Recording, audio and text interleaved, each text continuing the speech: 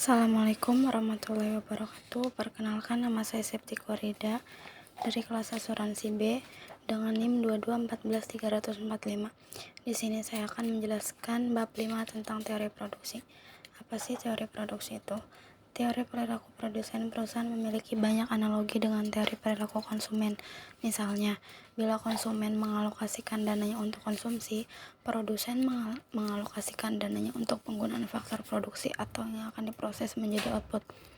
Karena itu, bila keseimbangan konsumen terjadi pada saat seluruh uangnya habis untuk konsumsi, keseimbangan produsen mencapai pada saat seluruh anggaran habis terpakai untuk membeli faktor produksi.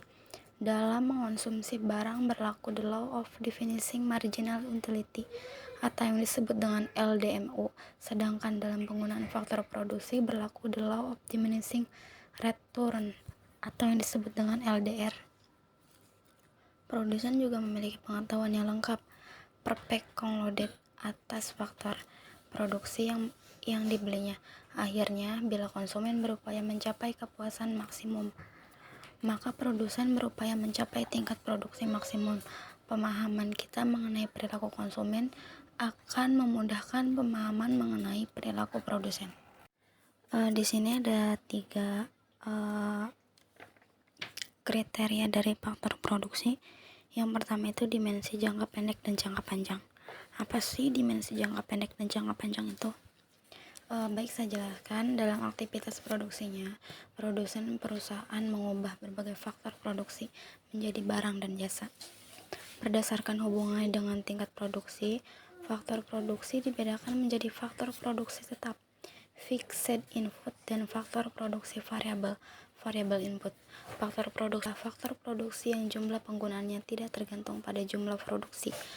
Ada atau tidak adanya kegiatan produksi, faktor produksi itu harus tetap tersedia. Mesin-mesin pabrik adalah salah satu contoh. Sampai tingkat interval produksi tentu jumlah mesin tidak perlu ditambah. Tetapi jika tingkat produksi menurun bahkan sampai 0 unit atau tidak berproduksi, jumlah mesin tidak bisa dikurangi. Selanjutnya, jumlah penggunaan faktor produksi variabel tergantung pada tingkat produksinya. Makin besar tingkat produksi, makin banyak faktor produksi variabel yang digunakan. Begitu juga sebaliknya. Buruh harian lepas di pabrik rokok adalah contohnya. Jika perusahaan ingin meningkatkan produksi, maka jumlah buruh harian ditambah. Sebaliknya, jika ingin mengurangi produksi, buruh harian dapat dikurangi. Pengertian faktor produksi tetap dan faktor variabel terkait erat dengan waktu yang dibutuhkan. Untuk menambah atau mengurangi faktor produksi tersebut, mesin dikatakan berbagai faktor produksi tetap, karena dalam jangka pendek, kurang dari setahun, susah untuk ditambah atau dikurangi. Sebaliknya, buruh dikatakan faktor produksi variabel karena jumlah kebutuhannya dapat disediakan dalam waktu kurang dari 1 tahun. Selanjutnya ada dalam jangka panjang yang disebut juga long run dan sangat panjang, very long run. Semua faktor produksi sifatnya variabel. Perusahaan dapat menambah atau mengurangi kapasitas produksi dengan menambah atau mengurangi mesin produksi. Dalam konteks manajemen jangka panjang dan jangka sangat panjang berkaitan dengan ukuran waktu kronologis. Misalnya, ada 2 kualifikasi yang menyatakan bahwa jangka panjang berkisar antara 5-25 tahun dan jangka yang sangat panjang itu bila waktunya lebih dari 25 tahun. Teori produksi tidak didefinisikan jangka pendek dan jangka panjang secara kronologis. Periode jangka pendek adalah periode produksi di mana perusahaan tidak mampu dengan segera melakukan penyesuaian jumlah penggunaan salah satu atau beberapa faktor produksi. Periode jangka panjang adalah periode produksi di mana semua faktor produksi menjadi faktor produksi variabel. Jangka pendek, setiap perusahaan berbeda-beda, tergantung jenis usahanya. Perusahaan yang memproduksi barang-barang modal, periode jangka pendeknya barangkali 5 tahun, sebab perusahaan membutuhkan waktu minimal 5 tahun untuk menambah kapasitas produksi dengan menambah mesin. perusahaan yang bergerak di industri pengolahan. Periode jangka pendeknya lebih singkat. Perusahaan yang mengelola makanan kalengan. Periode jangka pendeknya barangkali hanya 2 atau 3 tahun. Selanjutnya, misalnya restoran kelas menengah ke bawah yang faktor produksinya tetapnya adalah rumah dan peralatan masak lainnya. Mereka mampu menyesuaikan kapasitas produksi dalam tempo kurang dari 1 tahun. Bahkan, pedagang bakso keliling yang faktor produksinya tetapnya hanya berupa gerobak dorong, mangkok, dan kompor, periode jangka pendeknya hanya sebulan. Yang kedua tuh ada model produksi dengan satu faktor produk variabel. Sebenarnya sangat jarang, bahkan tidak ada proses produksi yang hanya menggunakan satu faktor produksi variabel. Pengertian produksi dengan satu produksi variabel yaitu analisis jangka pendek di mana ada faktor produksi yang tidak dapat diubah. Ketika mencoba memahami proses alokasi faktor produksi oleh perusahaan ekonom, berbagai faktor produksi menjadi barang modal, kapital, dan tenaga kerja labor.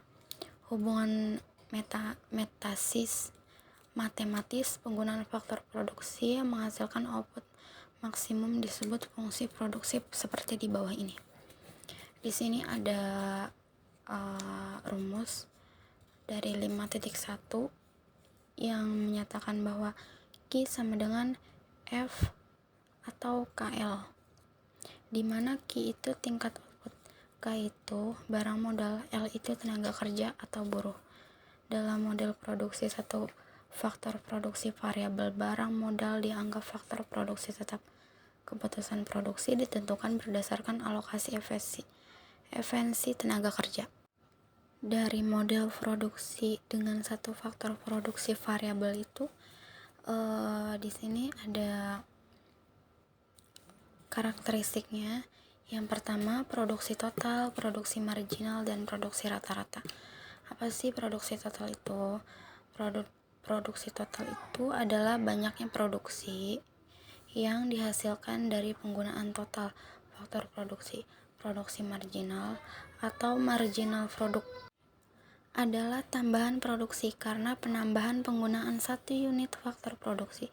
Produksi rata-rata, average produk, adalah rata-rata output yang dihasilkan per unit faktor produksi. Di sini ada rumus dari faktor produksi total dari 5.2 TP F sama dengan KL, di mana TP produksi total, KL sama dengan barang modal yang dianggap konstan, L sama dengan tenaga kerja atau buruh. Secara matematis, TP akan maksimum apabila turunan pertama dari fungsi nilainya sama dengan 0. Turunan pertama TP adalah MP, persamaan 5.3, maka TP maksimumnya pada saat MP sama dengan 0. Terus di sini juga ada rumus dari produksi marginal. Produksi marginal itu perusahaan dapat terus menambah tenaga kerja selama MP lebih dari 0. Jika MP kurang dari 0, penambahan tenaga kerja justru mengurangi produksi total. Penurunan nilai MP merupakan indikasi telah terjadinya hukum pertambahan hasil yang semakin menurun atau the law of diminishing return. Di sini ada produksi rata-rata tuh dari rumus 5.4 AP TP sama dengan L, di mana AP produksi rata-rata, AP akan maksimum bila turunan pertama fungsi AP adalah 0, AP1 sama dengan 0. Dengan penjelasan matematis, AP maksimum tercapai pada saat AP, MP, dan MP akan memotong AP. Pada saat nilai AP maksimum, contoh kasus usaha tekstil internasional yang menggunakan ATBM, alat tenun bukan mesin. Berikut ini akan memperjelas lagi. Di sini ada tabel dari produksi total, marginal, rata-rata dari usaha tekstil internasional. Saya tidak bisa menjelaskan satu persatu, dan yang saya tahu di sini ada mesin, buruh, produksi total, produksi marginal, dan produksi rata-rata. Dari tabel 5.1 itu kita melihat bahwa produksi total TP pada meningkatkan dan mencapai maksimum 120 unit pada saat jumlah buruh yang dipekerjakan 7 orang. Tetapi setelah itu penambahan buruh justru menurunkan produksi total karena produksi marginal MP sudah negatif. Bila melihat kolom MP, ternyata besar MP sangat mempengaruhi TP. Selama nilai MP lebih dari 0, TP tetap bertambah. Sayangnya, pertambahan MP juga mengalami penurunan LDR. Besarnya nilai MP juga berpengaruh terhadap nilai produksi rata-rata atau yang disebut juga dengan AP. Penambahan satu orang tenaga kerja akan memperbesar nilai AP selama nilai MP lebih besar nilai AP sebelumnya. Begitu juga sebaliknya. Hal ini terjadi pada saat penggunaan tenaga kerja antara 2-5 orang. Misalnya, pada saat penambahan buruh dari 2 menjadi 3 orang, AP meningkatkan dari 10 unit menjadi 15 unit. Karena MP sama dengan 25 unit, bandingkan dengan pada saat tenaga kerja ditambah dari 5 menjadi 6. Tabel 5.1 juga dapat menjelaskan dalam bentuk diagram 5.1 TP ternyata bergerak membentuk kurva yang mirip huruf S sehingga disebut kurva S kurva. Hukum pertambahan hasil yang semakin menurun menyebabkan kurva MP membentuk parabola sampai menyentuh sumbu horizontal MP sama dengan 0. Jika kurva MP telah lebih rendah dari sumbu horizontal, maka kurang dari 0, penambahan tenaga kerja justru menurunkan produksi total. Slope kurva TP menjadi negatif. Kurva AP bergerak sepola dengan kurva MP. Sebelum titik potong AP dan MP, nilai AP selalu di bawah MP. Setelah itu AP di atas MP. Nilai AP juga mengalami penurunan akibat pengaruh penurunan nilai MP, tetapi penurunannya tidak setajam MP, sehingga pada saat MP kurang dari 0, AP masih mungkin bernilai positif, bahkan tidak pernah negatif. Di sini ada diagram 5.1 kurva TP, MP, dan AP. Kasus usaha tekstil tradisional di halaman 99 dari buku Ekonomi Mikro. Yang B itu ada 3 tahap produksi. Apa yang telah diuraikan ketika menjelaskan kasus di atas merupakan prinsip umum dalam menganalisis proses alokasi faktor produksi yang efisien untuk kasus umum, dan bila dianggap penambahan faktor produksi bersifat kontinu, kurva-kurva pada diagram 5.1 dapat diperhalus menjadi seperti pada diagram 5.2. Diagram 5.2 itu menunjukkan ada 3 tahap penting dari gerakan perubahan nilai TP. Yang pertama, pada saat MP maksimum titik 1 dan 4. Kedua, pada saat AP maksimum titik 2 dan 5. Ketiga, pada saat MP 0 atau TP maksimum titik 3,6. Selanjutnya, diagram tersebut dapat kita bagi menjadi 3 tahap produksi atau yang disebut juga dengan the three strengths of production.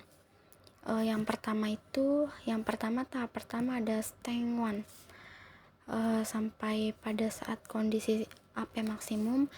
Tahap kedua itu ada strength 2 antara AP maksimum sampai saat MP sama dengan 0. Yang ketiga tahap 3 strength 3 saat MP sudah bernilai kurang dari 0 atau disebut juga dengan negatif.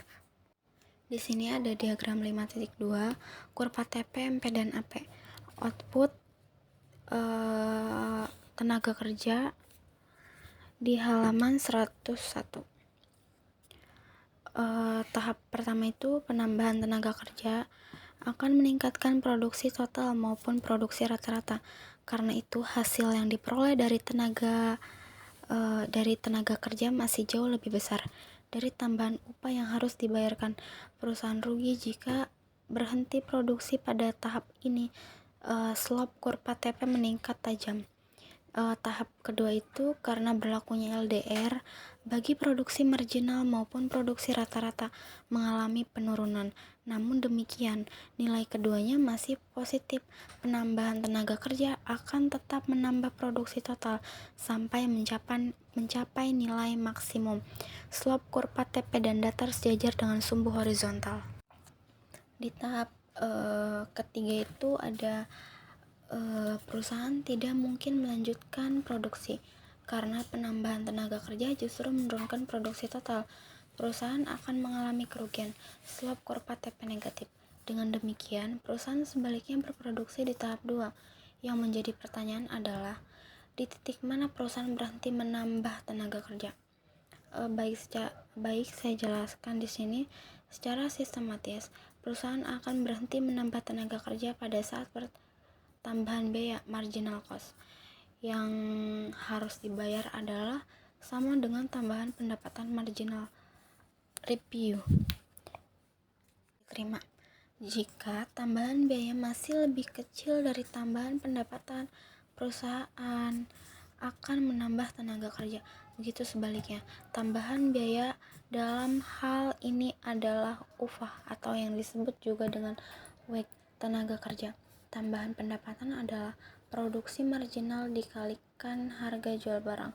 Jika upah dinotasikan sebagai W, sedangkan marginal jual barang dinotasikan sebagai P, maka alokasi tenaga kerja faktor produksi dianggap efisien bila di sini ada rumus W sama dengan MP dari 5.0. W sama dengan MP atau disebut juga dengan V. Di sini ada perkembangan teknologi. Apa sih perkembangan teknologi itu? Kemajuan teknologi dapat membuat tingkat produktivitas meningkat secara grafis. Dapat digambarkan dengan makin luasnya bidang yang dibatasi. Kurva TP pada diagram 5.3 akibat kemajuan teknologi. Luas kurva TP3 lebih dari TP2 dan TP1. Artinya output yang dihasilkan per unit faktor produksi semakin besar. Dari diagram 5.3 tampak bahwa Q3 sama dengan L1 lebih besar daripada Q2 sama dengan L1. Lebih besar Q1 sama dengan L1. Di sini ada diagram dari 5.3 pengaruh kemajuan teknologi terhadap output dari di halaman 102. Yang perlu dibacakan lagi itu ada bila nilai AP meningkat berarti efisiensi meningkat. Bila nilai AP meningkat karena mesinnya semakin modern, belum berarti efisiensi meningkat. Studi empiris yang dilakukan 20 tahun berakhir ini menunjukkan bahwa ada yang lebih penting dari sekedar memodernisasi mesin, yaitu modernisasi sumber daya manusia SDM, terutama dengan mengubah cara berpikir dan sikap hidup. Dengan modernisasi SDM, kemajuan teknologi akan meresap ke dalam diri manusia dan mendorong peningkatan efisiensi. Seorang ekonom senior, Paul Krugman, menyatakan bahwa konsep ini untuk menjelaskan mengapa negara yang dikenal sebagai macan Asia Timur mengalami krisis ekonomi di akhir dasawarsa ini. Salah satu jawabannya adalah pertumbuhan ekonomi Asia Timur seperti halnya Rusia lebih disebabkan oleh penggunaan faktor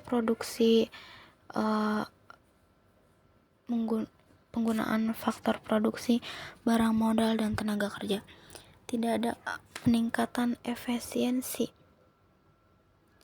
yang signifikan. Oleh karena itu, ukuran efisiensi dengan penggunaan angka AP harus ditinjau ulang.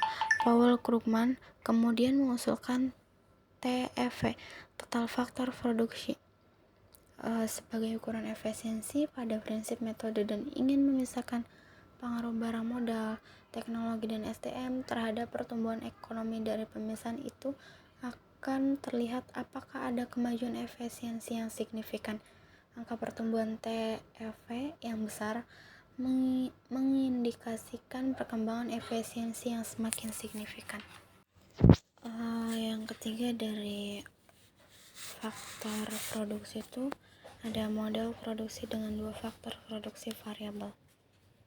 Dalam bagian ini kita melonggarkan asumsi adanya faktor produksi tetap, baik barang modal maupun tenaga kerja. Tenaga kerja sekarang bersifat variabel.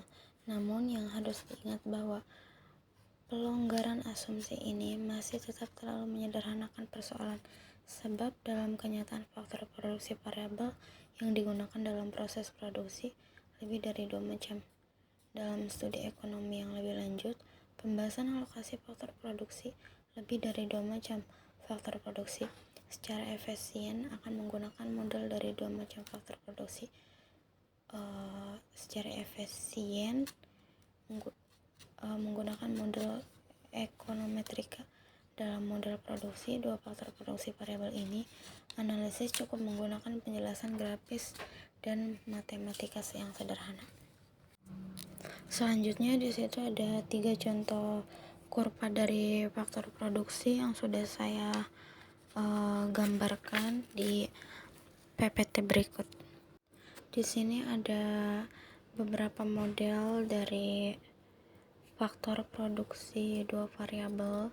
Yang pertama itu ada isokon. Apa sih isokon itu? Isokon adalah kurva yang menggambarkan berbagai kombinasi penggunaan 2 macam faktor produksi variabel secara efisien dengan tingkat teknologi tertentu yang menghasilkan tingkat produksi yang sama. Misalnya, kasus usaha tekstil tradisional di muka. Kita pelonggar asumsinya dengan menyatakan bahwa mesin dapat ditambah. Di sini ada tabel 5.2 dari produksi total usaha tekstil tradisional di halaman 104 dari buku ekonomi mikro. Yang kedua itu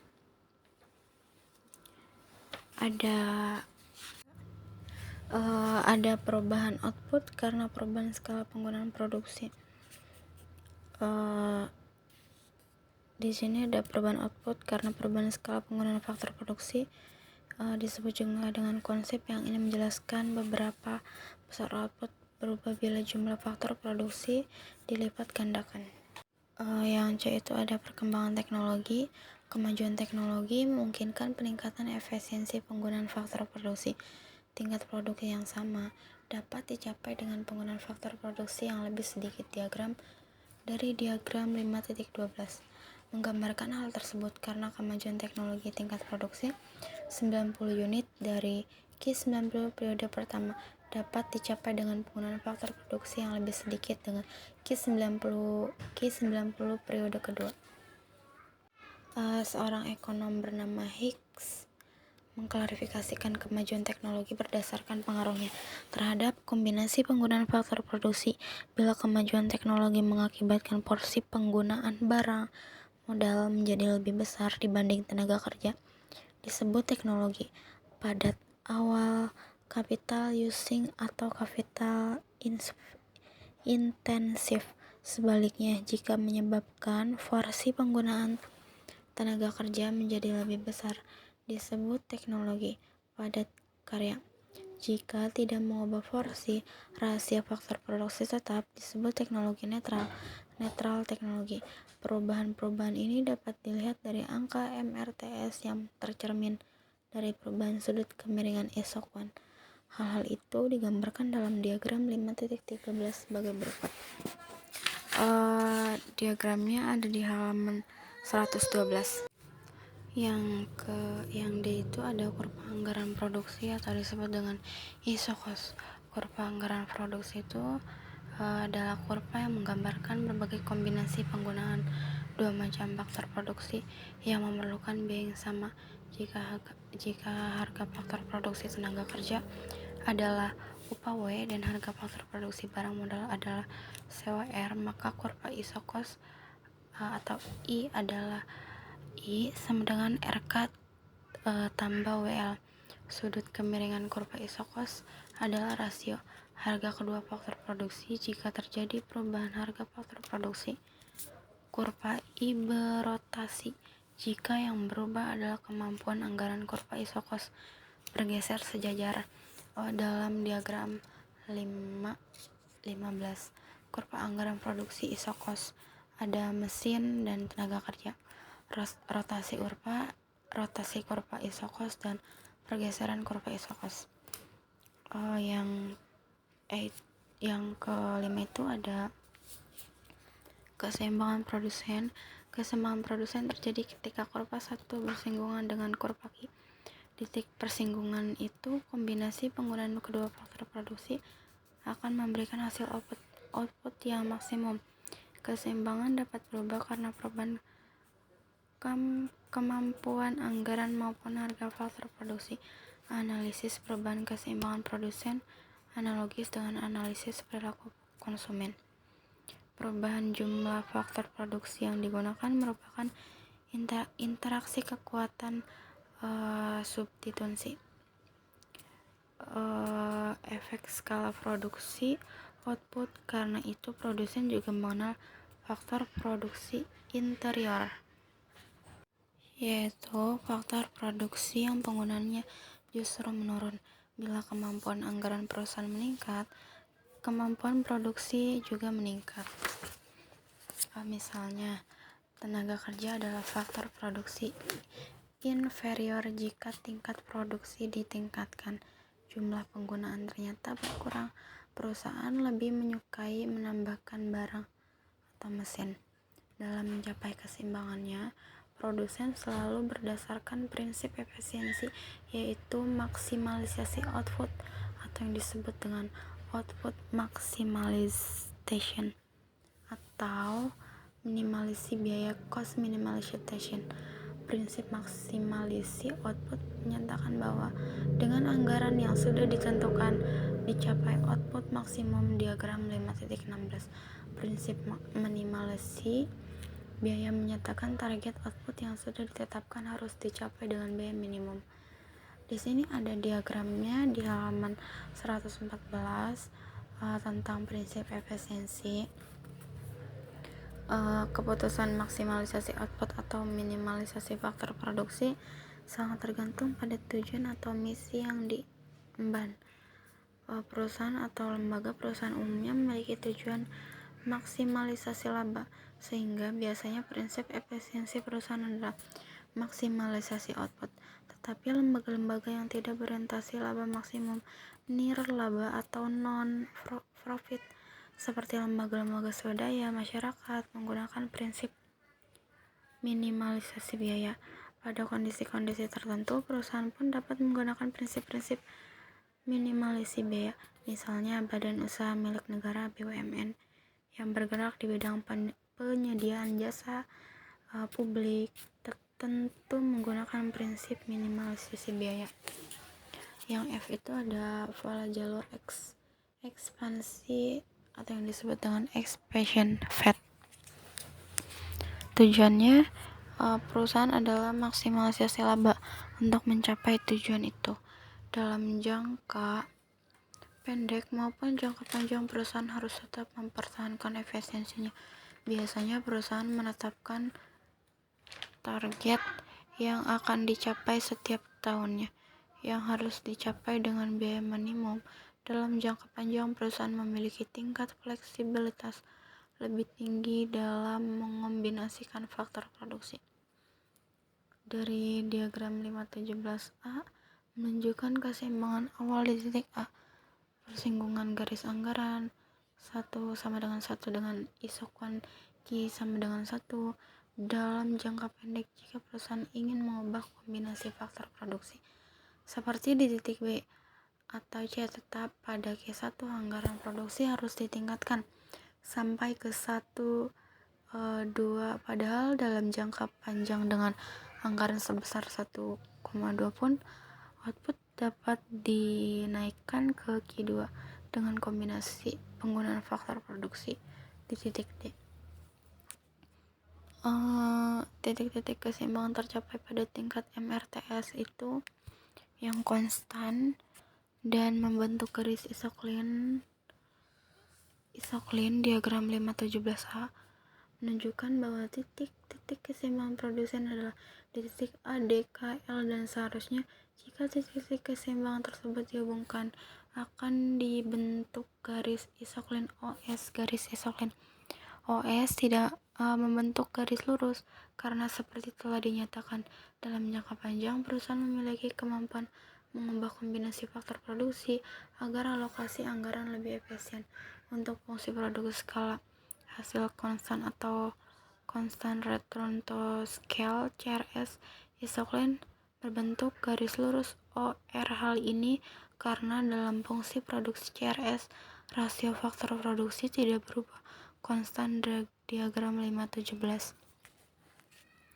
Di sini ada garis kurva di halaman 115 yang menjelaskan tentang garis isoklin mesin tenaga kerja dan dengan mesin tenaga kerja. Kasus umum, kasus skala hasil konstan. Bila ekspansi produksi berdasarkan asumsi bahwa faktor produksi tidak berubah, isoklin merupakan garis jalur ekspansi (expansion paths). Garis ini menunjukkan bagaimana proporsi penggunaan faktor produksi berubah karena perubahan penambahan tingkat produksi.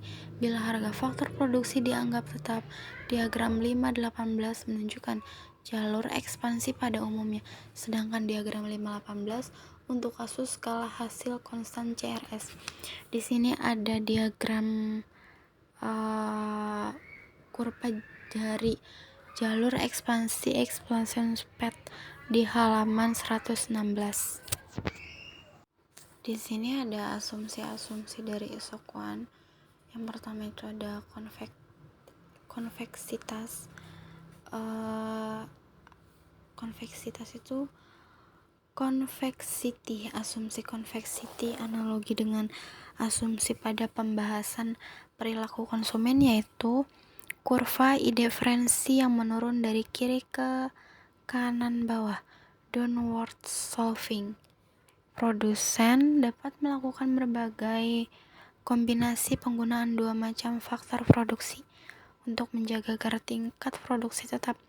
Kesediaan produsen untuk mengorbankan faktor produksi yang satu demi menambah penggunaan faktor produksi yang lain untuk menjaga tingkat produksi pada isokuan yang sama disebut dengan derajat teknik substitusi faktor produksi atau marginal rate of technical substitution MRTS, atau yang disebut juga dengan bilangan yang menunjukkan beberapa unit faktor produksi L harus dikorbankan untuk menambah satu unit faktor produksi K pada tingkat produksi yang sama. Jika L adalah tenaga kerja dan K adalah barang modal, maka MRTS LK adalah beberapa unit tenaga kerja yang harus dikorbankan untuk menambah satu unit mesin demi menjaga produksi. Pada tingkat yang sama, dasar pertimbangan substitusi faktor produksi adalah perbandingan rasio produktivitas. Perhatikan diagram 5.1 di halaman 105. Jika produsen ingin mengubah kombinasi faktor produksi dari titik A ke titik B, maka tambahan output karena menambah satu unit adalah sama dengan produksi marginal, atau yang disebut juga dengan LMP dikali perubahan L atau MPL atau AL. pengurangan output karena pengurangan faktor produksi K adalah sama dengan faktor produksi marginal K atau MPK dikali perubahan K atau MPK karena bergerak pada isokuan yang sama, maka pertambahan output sama dengan 0. Di sini tuh ada rumusnya MPL atau yang disebut dengan AL sama dengan MPK atau AK sama dengan 0, 5.6, MPL AL sama dengan min MPK titik AK, MPL atau MPK min AK sama dengan AL MRTSL LK di halaman 5.7. Di sini ada nomor 2, penurunan nilai MTRS. Sama halnya dengan konsumen, produsen menganggap semakin mahal faktor produksi yang semakin langka. Itulah sebabnya mengapa nilai MRTSLK semakin menurun. Hukum LDR, dalam kasus-kasus tertentu nilai MRTS akan konstan atau 0. MRTS konstan bila kedua faktor produksi bersifat substitusi sempurna, perfect substitution, seperti pada diagram 5.6a. MRTS adalah 0 bila kedua faktor produksi mempunyai hubungan proporsional tetap fixed production function seperti ditunjukkan oleh diagram 5.6b. Dalam MRTS kasus khusus, faktor produksi substitusional sempurna, faktor produksi proporsional tetap, dan mesin. Hukum pertambahan yang ketiga itu ada hukum pertambahan hasil yang semakin menurun, the law of diminishing return. Di muka telah diuraikan bahwa dalam penggunaan dua macam faktor produksi juga berlaku hukum LDR. Pada diagram 5.7 dan Q60, Q80, Q90 adalah isokuan dengan tingkat produksi masing-masing 60, 80, dan 90 unit. Ada diagramnya di halaman 107. Himpunan isokuan mesin dan tenaga kerja. Penurunan hasil tenaga kerja L dapat dialihkan dengan menarik garis ABC. Jika kita berproduksi dengan faktor produksi mesin K sebanyak Q unit, penambahan L sebanyak AB unit menambah output sebanyak 20 unit. Tetapi penambahan berikutnya dengan jumlah yang sama, BCAB hanya menambah output sebanyak 10 unit. Penurunan hasil K dapat dilihat misalnya pada saat jumlah L sama dengan M unit. Perhatikan garis DBE. Awalnya untuk menambah 20 unit output cukup menambah DB unit K, tetapi ketika akan menambah output 10 unit lagi, IQ 80 ke IQ 90, jumlah unit mesin yang ditambah jauh lebih besar, yaitu BE unit lebih banyak dari DB unit. Yang keempat, ada daerah produksi yang ekonomis, revelation range of production. Pada saat membahas model produksi satu faktor produksi variabel, telah disimpulkan bahwa daerah produksi ekonomis perusahaan adalah daerah tahap 2. Prinsip yang sama berlaku untuk model produksi dua faktor produksi. Diagram 5.8a menggambarkan bahwa batas antara titik A dan B adalah batas daerah produksi yang ekonomis, relevant range of production. Atau tahap 2 jika perusahaan berproduksi di luar batas areal itu A, C, atau B ke D. Penambahan faktor produksi tidak meningkatkan produksi. Garis AB merupakan daerah tahap 2. Di gambar 5.8 menggambarkan jika perusahaan ingin melakukan ekspansi produksi batas ruang gerak ekonomis adalah daerah yang diapit garis lengkung M dan N. Diagram 5.8, daerah produksi yang ekonomis, ada mesin dan tenaga kerja. Sudah selesai materi dari bab 5 yang sudah saya jelaskan tadi. Semoga bermanfaat. Di sini juga saya akan membaca kesimpulan dari teori produksi. Produksi merupakan suatu siklus kegiatan ekonomi untuk menghasilkan barang atau jasa. Tentu, terdapat beberapa faktor sebagai alat produksi. Fungsi produksi merupakan landasan teknis dari produksi yang menggambarkan hubungan antara faktor produksi dengan kuantitas produksi. Dalam teori ekonomi digunakan asumsi dasar mengenai sifat fungsi produksi di mana semua produsen tunduk pada hukum the law of diminishing return. Kurang lebihnya mohon maaf. Hanya itu saja yang saya bisa jelaskan. Assalamualaikum warahmatullahi wabarakatuh.